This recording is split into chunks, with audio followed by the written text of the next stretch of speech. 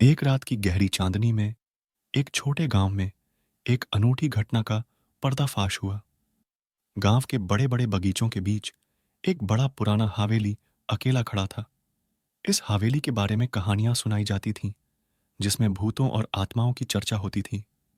एक रात गांव के नवजात बच्चे राहुल ने दोस्तों के साथ दिन भर की मस्ती के बाद हवेली की ओर चलने का निर्णय किया। उन्हें रोमांचित करने की इच्छा थी और हवेली की रहस्यमयी वातावरण में उन्हें खोजने की उत्सुकता थी। हवेली के दरवाजे पर पहुंचकर राहुल और उसके दोस्तों ने एक अद्भुत दृश्य देखा। हवेली के दीवारों पर चांद की किरणें झिलमिला रही थीं और हवा में भयंकर शोर था।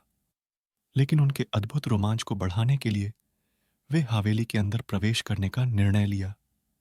हवेली के अंदर वे एक अद्भुत अंधेरे से लिप्त घर की ओर बढ़ते गए। दीवारों पर लगे पुराने चित्रों और पुराने फर्नीचर की वजह से वहां का माहौल अजीब और भयंकर था।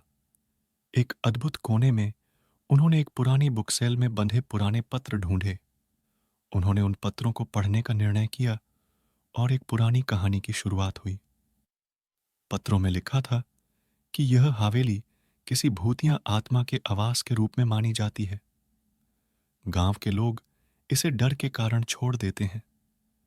राहुल और उसके दोस्तों ने ध्यान दिया कि हवेली में कुछ अजीब घटनाएं हो रही हैं। अचानक एक अंतरिक्ष में बहुत तेज गरज की आवाज सुनाई दी। धीरे धीरे वे सभी अचानक डर के मारे हो गए।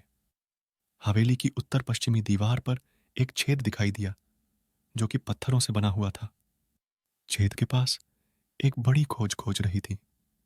राहुल और उसके दोस्तों ने धीरे धीरे उस छेद की ओर बढ़ा, जहां उन्होंने एक बड़ी गुफा देखी। गुफा में वे अजीब